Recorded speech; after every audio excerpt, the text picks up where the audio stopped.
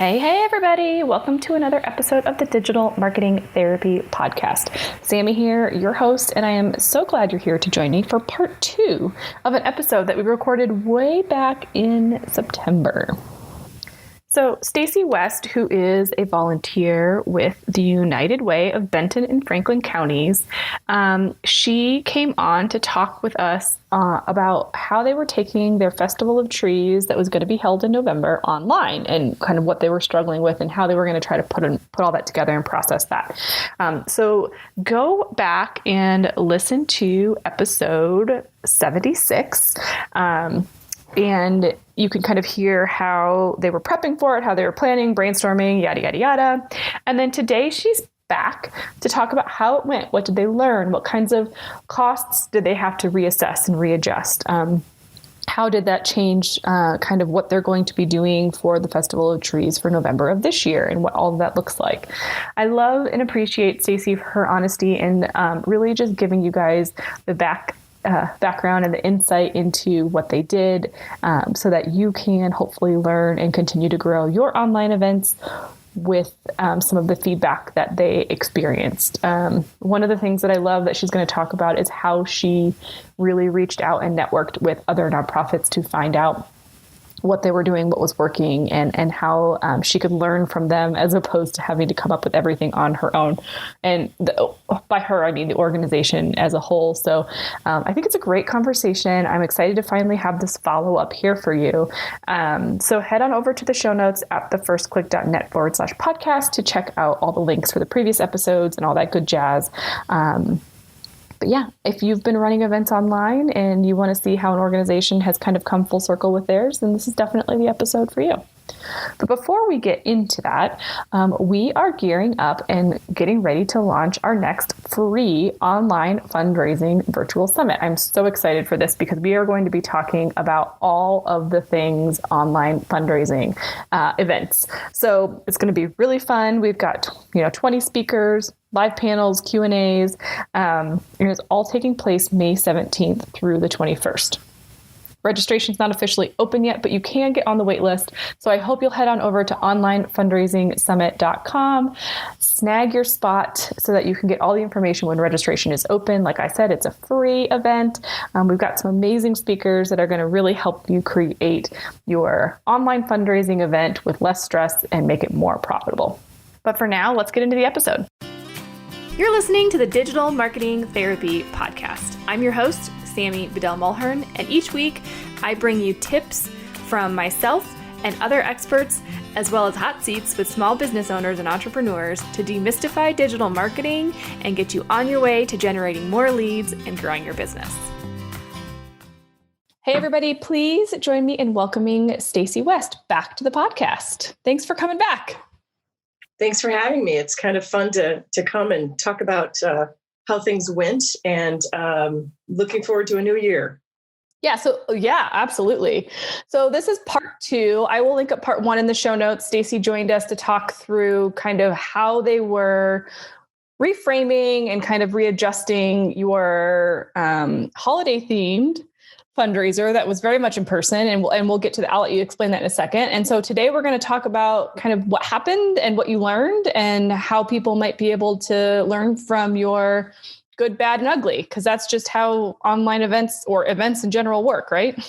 Yes. So why don't you start by sharing a little bit about what the event was before you couldn't do it in person and kind of what you planned for it to be. Okay. So yes, we started the United Way Festival of Trees in 2018 in the Tri-Cities here in southeastern Washington State. And the first 2 years, it was in person at the Three Rivers Convention Center. And the Festival of Trees is focused on the live auction of 10 beautifully decorated trees that our local businesses would sponsor and design and decorate. And just a beautiful way to kick off the holidays right before Thanksgiving. And in January and February of 2020, we, of course, like everyone else, thought we knew what 2020 would hold. And we're eagerly getting started early in our planning And we're excited to have our third year, really to up our numbers. The first year we had maybe 250 attendees. The second year, 325. And so we were going for gold with 400 as our goal. And then, we met COVID and things changed. Right. But the first 2 years we beat our goals for fundraising and really started building some awareness for the event. But it was a very new event when COVID hit. Well, and so going into the third year of your event, you're kind of like hitting your stride, right? Like you've worked out some of the kinks, you have the sweet spot. People are excited to decorate their trees, and trees are a hard thing to take virtual. Yes. And we ended up, when COVID hit, we ended up just pausing any planning for a few months because we really didn't know what to expect. And then when we started planning again, it was perhaps late June. And by then, we realized we were almost too far behind, and we're scrambling to, figure out how might we make things virtual, how could we showcase the trees, and then trying to guess where we might be and what we could do. Mm-hmm. And I would say one of the, when you say good, bad, or ugly, I think of beautiful. The opposite of ugly is beautiful. And one of the beautiful things that was just happenstance was that we decided early in 2020 to hire a gentleman named Fred Northrup Jr. from Seattle, who's a professional auctioneer and MC. And by the time we started talking in earnest again about planning in June, he had already been doing virtual events for other clients across the country, actually. And so we really relied upon him for recommendations on how we would take it virtual. And in the end, we did have a virtual fundraiser that Saturday evening with live auction of trees. But we did have to get creative in how we showcase the trees, and then with, a lot of the planning ahead of time. Yeah. So let's talk about that. Because last we chatted, you were hoping that your county would be open enough to where you could maybe have scheduled in-person walkthroughs. So even though the auction might take place virtually, people could still physically come and look at the trees. What happened with that? Yeah, we had conversations with different businesses and industries, including the wine industry here. And in the end, we worked with a high-end hotel in Richland called The Lodge. They're right on the Columbia River Marina. And they were, they had, with indoor dining at the time at the 25% capacity, they had begun using other parts of the facility for their restaurant. And so there was quite a bit of space that we could put the trees. And so it just so happens their general manager, Wendy Higgins, had been involved for years with a festival of trees when she lived in Seaside, Oregon. And so she was thrilled to host us, if you will. And so for about 10 days before our virtual event, we had the 10 trees set up in the lodge in their lobby and upstairs in some spaces. And because hotels are open, people could come in and look at the trees. And so it was great. We had raffle tickets for sale for our golden ticket tree. And people could come purchase a raffle ticket. Our volunteers were there kind of selling the tickets. But then our sponsors still got some recognition and visibility in that way. And so it was very popular. And in fact, the tree sponsors loved it. And other people who had attended enjoyed it. And so that is something we're going to bring back this year. And so this year we're planning on setting up the trees a weekend even earlier and having, kind of that tour of trees, if you will, within the lodge in Richland. And so that worked great because it didn't cost us anything. It was a single location people could go to, and we didn't run into any large crowds. People really just trickled in, one family at a time, it seems like. So it seems like a great win-win. So you, what was that like? Because you mentioned volunteers were there kind of with the raffle tickets and whatnot. So what was that like coordinating that piece of it? The The coordination was pretty straightforward. We had a handful of really dedicated volunteers, but I'll be honest, it was busy and we were asking a lot of our small but mighty team. And so, but it was great. And what I loved was the woman who won the golden ticket tree. So that we set that up where we sell 100 golden tickets for $100 each. And that is guaranteed to raise $10,000. That's so good. We offer a sponsorship of the golden ticket for $10,000 and quite a few other extras, if you will. But that means that the golden ticket itself can bring in $20,000. And an elderly woman came in and one evening and bought a ticket.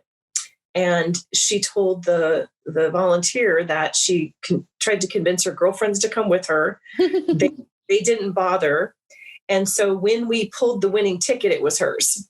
Aww. And was so thrilled. And she said she, wanted to put it in her front window and have all the neighbor kids, walk by and look in the window, and she'd hand them each cocoa. And so it was just wonderful to hear, a woman who was getting so much joy out of it and going to share it with her neighbors. Yeah, that's so great that you're creating this fun experience for people to come through, and then she was, expanding that experience into her neighborhood and raising more awareness for what you guys do. That's awesome. Yeah. Yeah. Okay. So one other question about that is, in comparison to a fully live event, would you say that the coordination of the volunteers and having the tree set up, like what was that level of workload like compared to, having the full event day of all of the things and getting everything coordinated like you had done in the past? Yeah, so I would say looking back, and I certainly felt it at the time, but it was just as much work to do a virtual tour. But I think it was harder because it was things we did not know and had not heard. And so, the first couple of years, we had to worry about decor, and then how much is decor going to cost? What's the color scheme? What do the centerpieces look like? Things like that, there can be hard decisions, but, we all know intrinsically something about what we like and of how things look.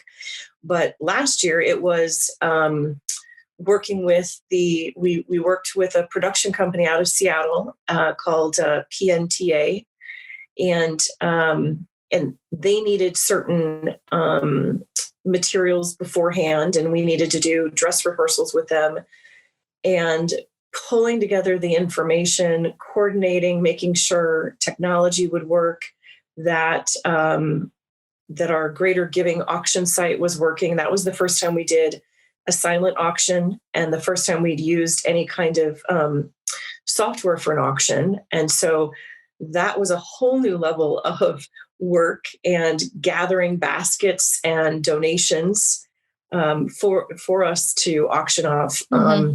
We did all of that to try to supplement what we anticipated would be lower night of dollars raised. And so we really took on new scope in addition to a whole different evening experience. And so it felt like a lot more work. It was also over a shorter period of time we had to do it. So we were coming up to speed on all the aspects of what we needed to be considering, a new software, asking people for different kinds of donations, and then just having to prepare different materials. We, had to create the script for Fred, and he weighed in and provided a lot of counsel on it. But at the end of the day, we were responsible for that and for the slides and visuals and testimonial video from recipients of the dollars raised. So it was a whole different kind of work and much of it new for us. So in the end, go ahead. I'm thrilled with what we did because we'll get to use a lot of that going forward. But it was quite the lift. Well, and you mentioned that you had already hired an auctioneer, that you were up leveling in that regard. But the software that you were going to do for the auction, that was not part of your initial plan when you started 2020, right? That was something you added on because you knew you were going to do the virtual element. Yes. So the United Way had used the Greater Giving software for, I believe it was like the registration and the closeout for the in-person events. But we hadn't used it for an auction in terms of having people log into Greater Giving and actually bid on items online. And once you got through that learning process, because there is a learning curve there, but I'm a strong proponent that having that option is for an in-person and a live event is a way to really increase your donation. So did you see an uptick in that, or do you feel like that you maybe still have some tweaks and things to make as you go? So I did see an uptick. I think there's some refining of how we use it that could be done. I will say we hired another expert, Alan Aquila from Seattle, to help us set up everything with Greater Giving. And we did that because we knew that even if we could figure it out ourselves, it would take a lot more time, right, than hiring someone who knows it front and back. And he was incredibly gracious and helpful. And so, looking ahead to this year, we will do the online auction piece again. It seemed that an event right before the holidays, the baskets that either you could, if it's a cocktail basket, alcohol is very popular in auction items. The cocktail basket, someone could purchase that and then they don't have to buy anything for the family, dinner for Christmas, perhaps, or a basket of children's toys, and suddenly you have Christmas gifts covered. And so I think that we'll come back with baskets and some other things that we've been thinking of doing new this year, and really trying to make it auction items that people will want to just grab and use over the holidays, or grab and give as a gift over the holidays. So I love what you're saying. So the software and the experience itself was great. It's now just refining the types of things that you offer during that experience so that you can maximize on those product donations. Exactly. And one of the other local fundraisers here in town, organizations, we happen to have a couple of the same women helping with our event, and they had done some real smart analysis of their auction items and looked at, what seemed to bring in the most money, what had the most bidding action on it. Mm-hmm. And so I think, we didn't do that this year, but that's something I want to look at for next year of, using the data to determine, what kinds of themes our baskets and offerings need to have to really appeal to our local audience. Well, now I feel like that's some of the beauty when you use software and do things on a digital space is you don't have to manually go in and populate that, because the software itself will populate it for you. So it makes it really easy to review and kind of process that information. Yes.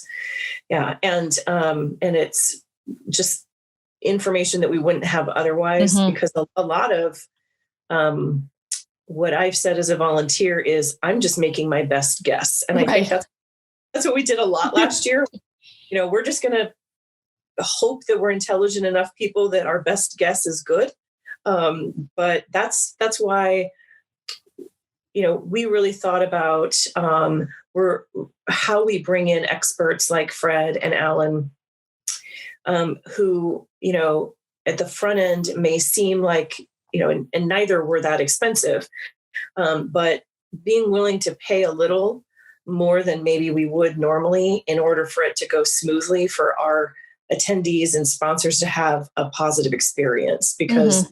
at the end of the day, if the experience is positive, then we're going to maintain our event's reputation and people will be interested the following years.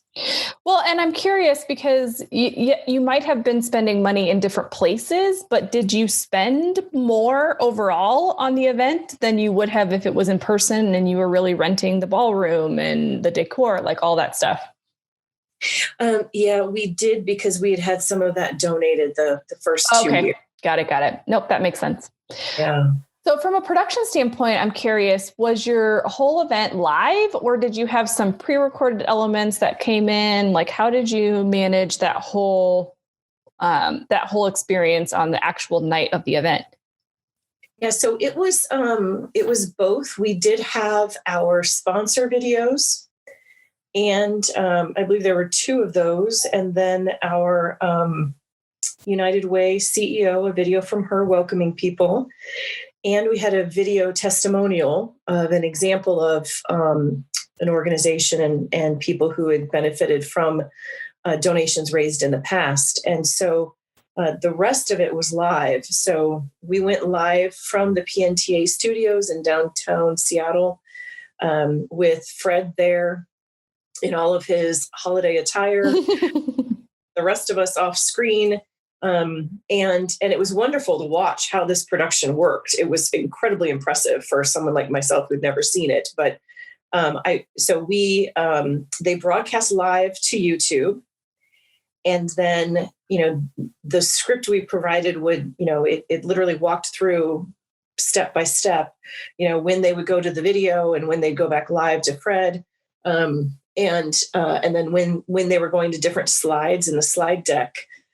And what was wonderful, that was a total surprise that I hadn't expected, was that on the YouTube, on the chat, you can have a chat going on the side of a live YouTube, mm-hmm.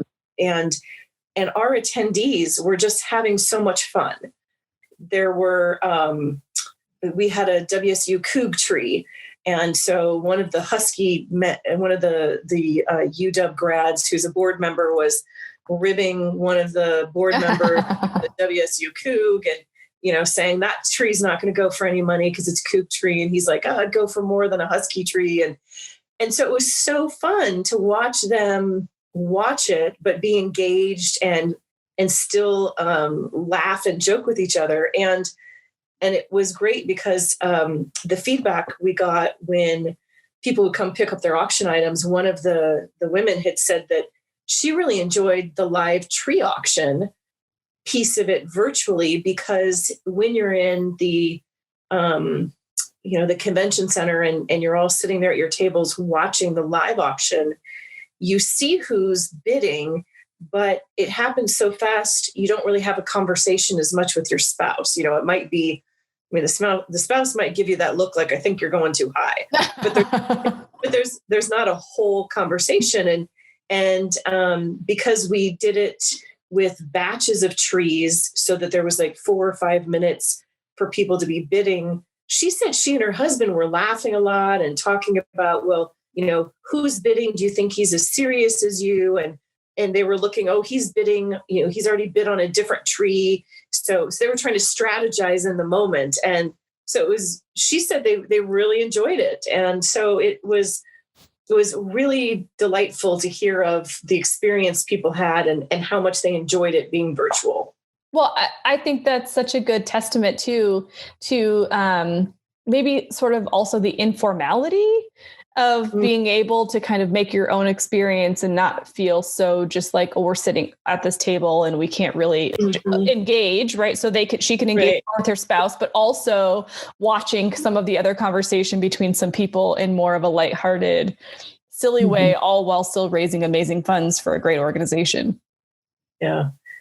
And we, one of the surprises for us was we opened the bidding on those 10 trees for the live auction a couple of days beforehand, thinking we would generate demand and interest. And then the night of, in the live event, there'd be even more bidding. And I think what happened was some people went as high as they were going to go before Saturday. And so when they got to the live event, there wasn't as much bidding back and forth. And I think that, looking back, I probably would say just wait until that night to do it, to open it. But we opened the baskets up, I think, 10 days before. We had several travel experiences. We opened a week before, and then And then we might have opened, well, the alcohol at the time, you could only open it the day of the event. So we opened it that morning. And so we did stage, and Alan was helpful with that, with Greater Giving, staging what opened when. And that kept people interested, but it also gave you more excuses to shoot out an email or to make a Facebook post and generate some urgency around bidding. Oh my gosh. I think what you just said was brilliant, and such a, like, if you get nothing from what we've talked about thus far, like, that is gold. Because I agree with everything you just said. Yes. Creating urgency, creating several ways and reasons for people to come back, and see more about what you're doing. Like, that's brilliant. And I also love the simplicity with the fact that you just streamed live to YouTube.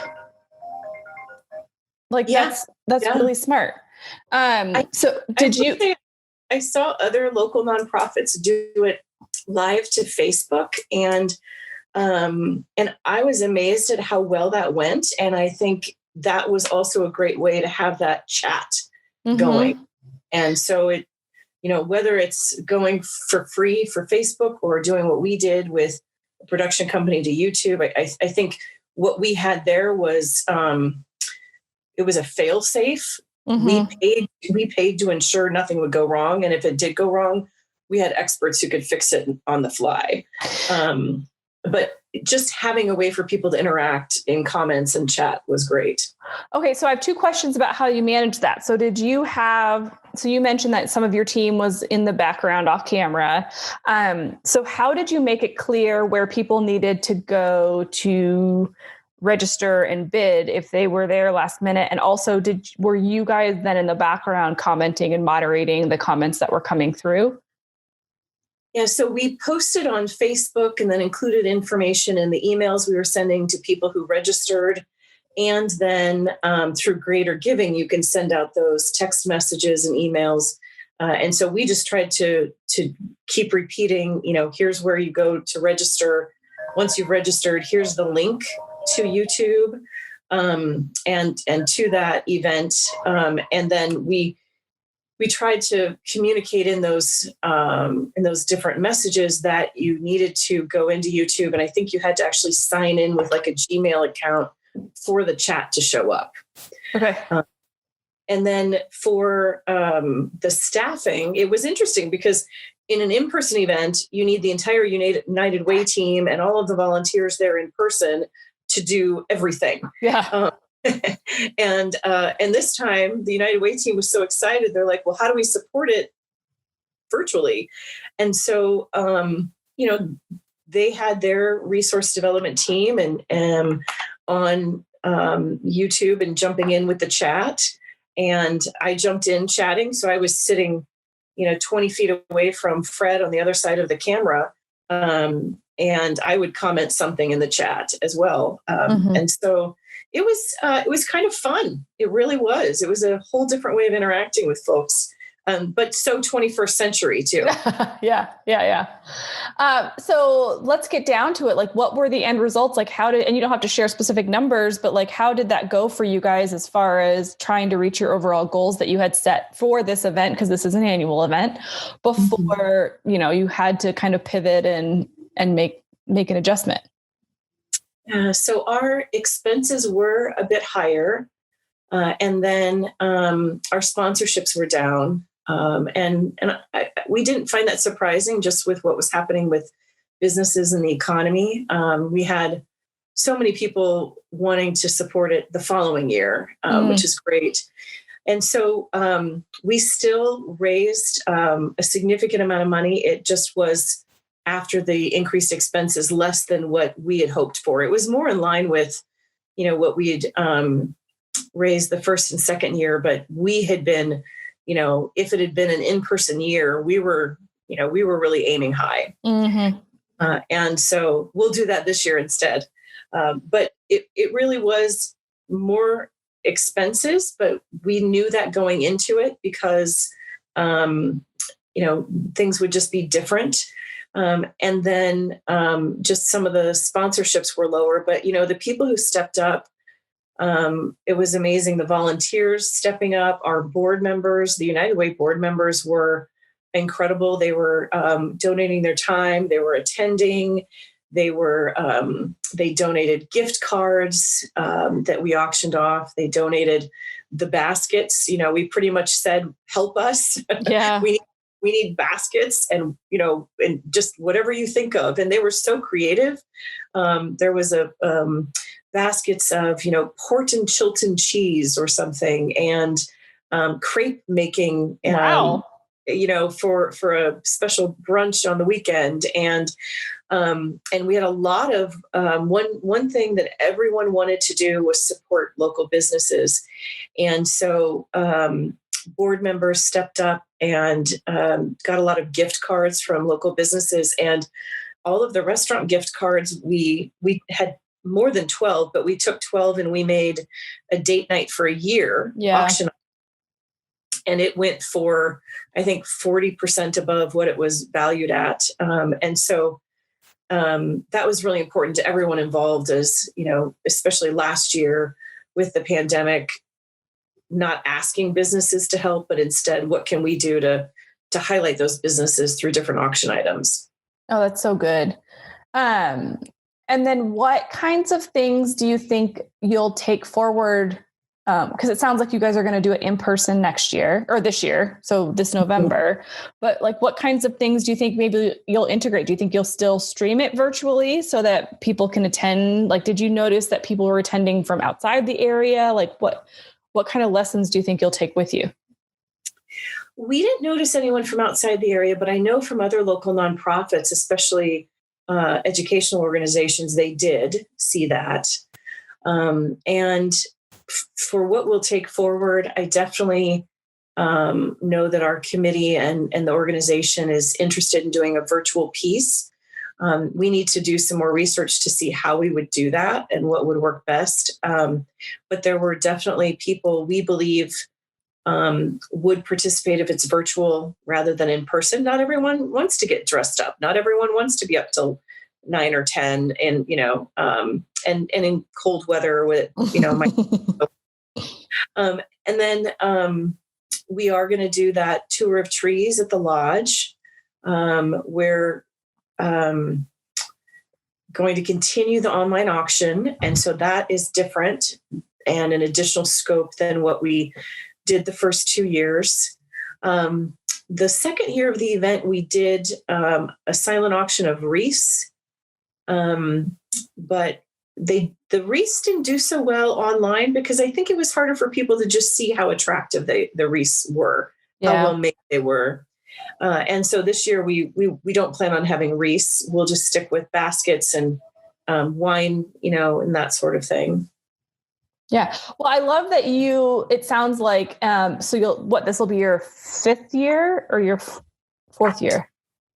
This will be our 4th year. Yeah. I love that you're in an event that's so new like that. I love that you're still tweaking. I mean, even in light of COVID or outside of COVID, I mean, you would still be kind of tweaking and refining. And I think that's something that's so important to do with online events. And paying attention to what your attendees want. I also love the idea of still having a virtual piece to it. I don't know if we shared this when we talked last, but when I worked and ran an event for a previous employer of mine, we literally had somebody that had broken their leg right before our event and couldn't come. But because we had the online option and they could still engage virtually, even during the live auction and the paddle race and all that, they were still able to give the same amount, which was pretty significant for us. They were still able to participate and give, and we didn't lose out on that income. Yeah. So I think just having that flexibility is wonderful. Yeah, absolutely. And, I will say I watched and participated in probably a half a dozen online fundraisers to do research for our event last summer. And I got sucked into buying something at every single one of them. Yes. And so, it was, yes, these are all good causes, but sometimes a trip to Mazatlan is going to get your attention no matter who benefits from dollars. Yeah. And so one thing that we are going to do different this year that we had wanted to add last year, but didn't because it wasn't in person, was a family day component. And so the trees get set up, they'll be moved from the lodge to the convention center the night before. And we had wanted to do a family day, but knew in the first 2 years of planning that was just too much to take on. We needed to get certain things and the most important things right. And so by adding a family day component, we're looking at how we can broaden the event to benefit and delight the community. And so we're hoping we can, COVID restrictions allowing, number one, have an in-person event on a Saturday evening, but number two, earlier that Saturday, have pictures with Santa and hot cocoa, and people can come look at the trees there all at once as a family. And so we're hoping it works out this year. We would love to do that for more people to get to benefit, to see the beautiful trees, but that also gives our sponsors more visibility for their investment and their time and support. And would you charge for those tickets, or would you have that as a free event? Our committee talked about it because, it would be wonderful to make it free for anyone to see. The challenge with that is, then what if you get 800 people showing up and you only planned for 200? So I think we'll end up having tickets, perhaps $20 a family, something like that. And then work with a local photographer to try to make pictures with Santa affordable, and, not make it at the cost that it's prohibitive for a lot of people. We'd love for a lot of people to be able to come through. But we've also talked in the past of when you charge, then people show up versus saying they'll show up and then not showing up because they didn't actually have to put dollars forward. No, I think that's so smart. And at the end of the day, it is a fundraiser in order to support the community at large. And so I think charging is so smart for all the things that you just mentioned. I think that makes so much sense. And I think it's a really creative way to figure out, for any nonprofit, right? When you're spending, and obviously it sounds like you have space that's donated to you, or maybe you're not paying much for your physical location, but for those of you that are having to pay for a ballroom or whatever, it's like, how can you really maximize on every single dollar and make that experience as broad and big as possible? I think that's a really good way to think outside the box to make the most out of that time and effort that you're putting into your event. Yeah. Yeah. And, the Wenatchee Festival of Trees, I look all over the country at Festival of Trees, and the Wenatchee one here in Washington. It looks like, from what I've seen, they have even a women's night, the night before the big gala, and it's tailored just to women. And so they're using that space in a creative way. Everything's already set up. And so, and then they have family activities. And so it's, I love stealing other people's wonderful ideas. Absolutely. As long as it makes sense for your audience and the culture around your organization, I'm all for not reinventing the wheel. I agree with you there. Yeah. Well, is there any, it sounds like you guys learned a lot from this event, and there's pieces that you'll take with you as you move forward. If for a crazy reason, you're not able to hold it in person, are you guys kind of creating both versions of your plan now for November, or kind of how are you moving through the process of what the event looks like this year? Yeah, so that is one reason we're wanting to have a hybrid, is because by virtue of having a virtual option, we've given ourselves a plan B. And so that is what we're going to be researching. That's our focus the next, 4 to 6 weeks, is to understand if we have in person and do virtual, how do we actually do that? Do you have someone going live from that convention center ballroom? And if suddenly we can't be in person, are those the same people who can help you go fully virtual? Mm-hmm. Or do we have to have, plan B, C, and D? And so that's kind of what we're mapping out now. The good news is if for some reason there are still restrictions to some degree, but events allowed. So right now we're in phase 3, and I believe events up to 400 people are allowed. in the phase we're in right now in Washington State, if that's where we were at in November, then that would work, because the convention center, we could spread people out more and just lay the facility out and the trees and the tables differently, that you have distance, but you still could have 400 people there. Mm-hmm. Well, and I mean, I guess maybe that's why you would have A, B, C, and D plans, right? Is that, like, let's say your capacity is half of that. You could still do a combination because you're prepped with the virtual experience. Yeah. And I think our sponsors saw last year that, our goal is to still raise those dollars, but keep it in a classy, smooth manner. Mm-hmm. So, we'll make sure we have all those plans in place. But I will say our sponsors have come back and are eager to participate again this year. And we're just grateful for them that, they gave us grace last year, that it was not perfect, and understood that maybe they wouldn't get as much visibility in the same way with people in person, but are coming back and being supportive this year. So it's great to see that we didn't lose necessarily a lot of momentum for the following years. Oh, that's so good. And I think what you're highlighting there is it's all about communication. Like, expectations might be different, but there's things outside your control, and we're all human beings. And at the end of the day, we're here to support a certain mission and a cause. And so being honest and communicating with your sponsors and bigger donors is not a negative thing. Yeah. Yeah. And I think it goes with the United Way brand. They expect United Way is a long time organization, and it's been in our community over 60 years. And so I think, what they expect from United Way, they got with this event. Yeah.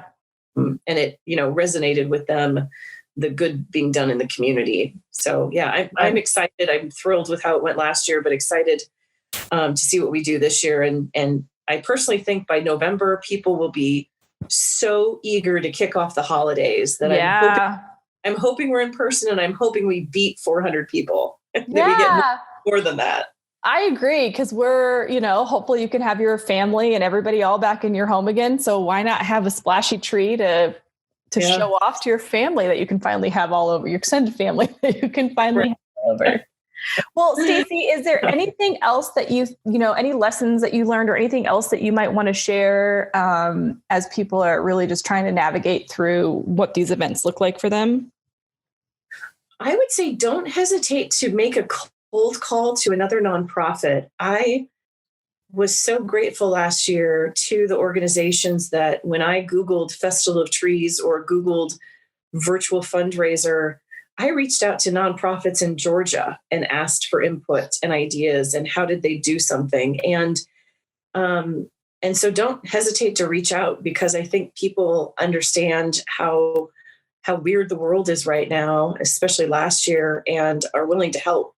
And so that was wonderful. I was so glad people were so helpful, and we'll be definitely watching between now and November how others are doing it and asking again, what were their lessons learned?